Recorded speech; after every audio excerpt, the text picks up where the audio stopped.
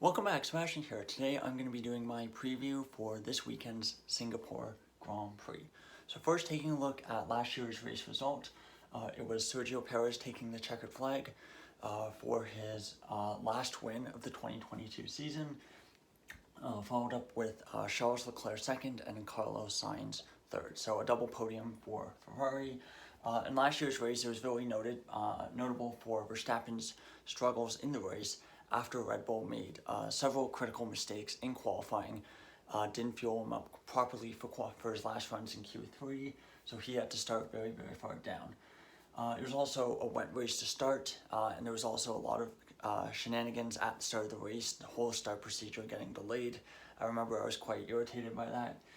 As well, it was pretty much a disaster for Mercedes. Hamilton's finishing P9, making a couple mistakes, and George Russell just having an absolute disaster of a weekend overall.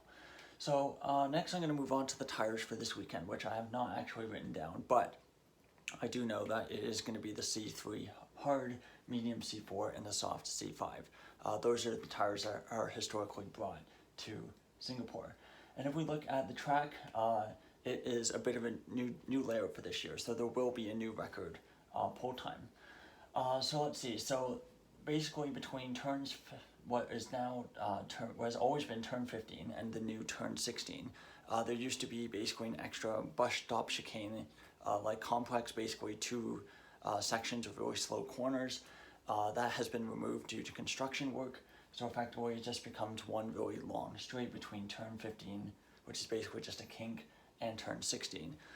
I don't think it's going to be long enough to make any kind of overtaking, but still, it should be interesting to see how it affects the overall setup compromises that the teams make. Historically, this is a really high downforce track.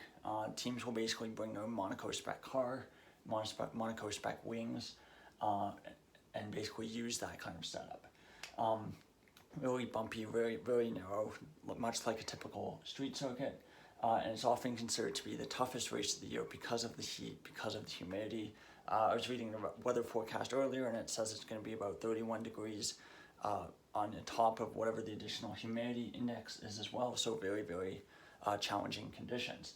Qualifying will be very important as well, because it's so narrow, so difficult to overtake, that being able to get that perfect lap on Saturday can make all the difference on Sunday, as is for example, Lewis Hamilton's pole lap in 2018, which I think was definitely not a pole position that they were expecting to take. This is also a track that can drop some basically odd results. I think back to 2015, where for whatever reason, Mercedes were completely off the pace and Sebastian Vettel dominated. Similar to 2018, I don't think Mercedes really expected to be fantastic, and yet Hamilton made all the difference getting that crazy pole lap. Looking at the schedule for this weekend, the weather does look a little bit interesting, a bit similar to last year. Friday, FP1, 5:30 local time start, FP2, 9 o'clock start. Saturday, FP3, 5:30 start, again, same as Friday, and then qualifying is at 9 o'clock. Sunday, the GP starts at 8 o'clock local time, so a little bit an hour earlier than qualifying in FP2, but that's just to give extra time. Because the race can take a bit longer. And this is a race that historically has been pretty close to the 2-hour limit, although removing that final final complex, one of those complexes, should make the track quite a bit quicker. The weather, it looks like it's going to be a mix of rain on and off throughout the weekend. Just historically, a lot of rain showers, thunder showers throughout the afternoon, but hopefully the track should be dried up enough during the sessions that matter, so qualifying and the Grand Prix. For predictions for this year, I think it's going to be very close.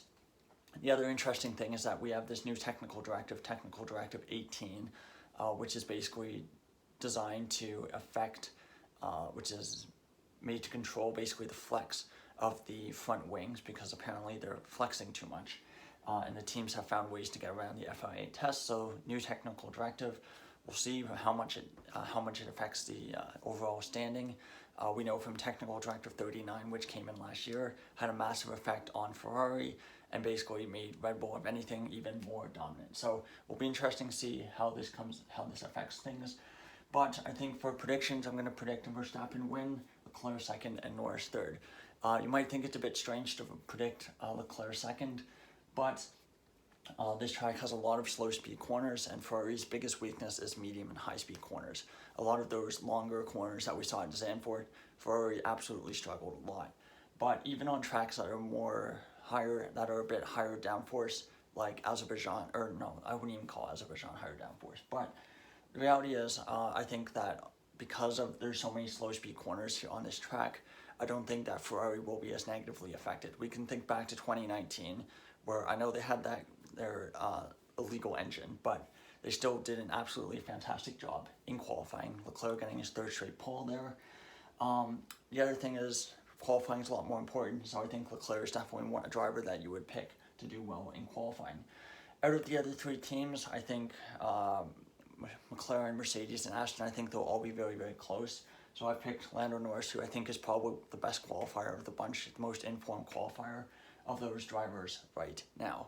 Other teams I think will do well, I think, are Alpine.